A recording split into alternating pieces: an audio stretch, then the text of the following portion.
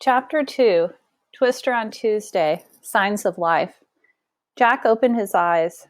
He was wearing pants with suspenders and a shirt with the sleeves rolled up. In place of his backpack was a leather bag. Annie was wearing a long dress and sunbonnet. "I like my hat," she said. "It'll keep the sun off my face."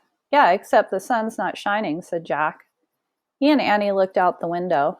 The sky was cloudy.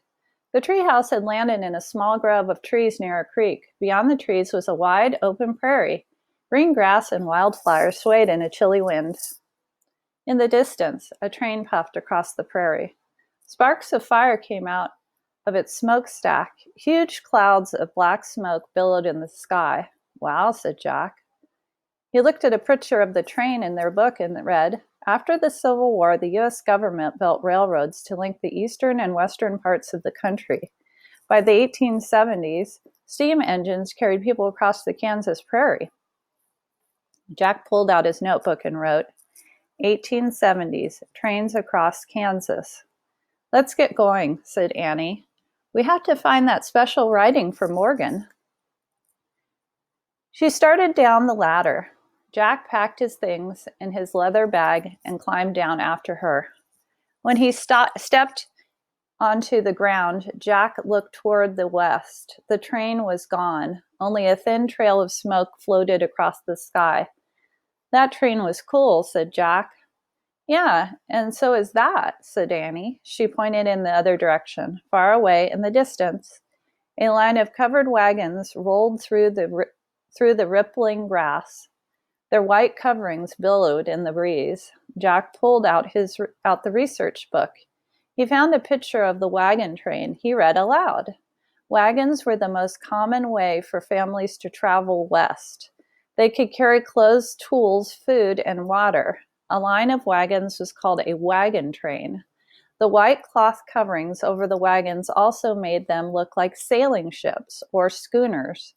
For this reason, covered wagons were sometimes called prairie schooners. Jack looked at the wagon again. They did look like ships sailing across a rippling green sea. He wrote in his notebook, "Covered wagons, prairie schooners."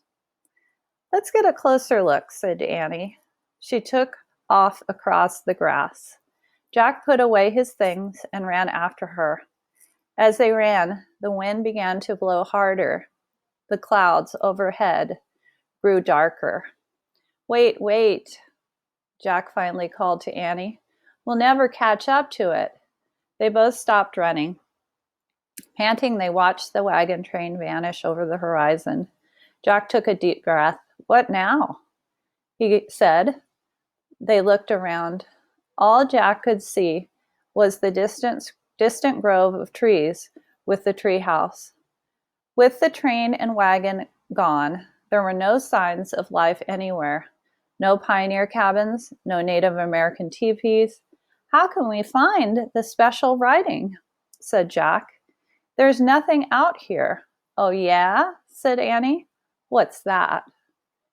She pointed to a rusty pipe sticking out from the top of a small hill.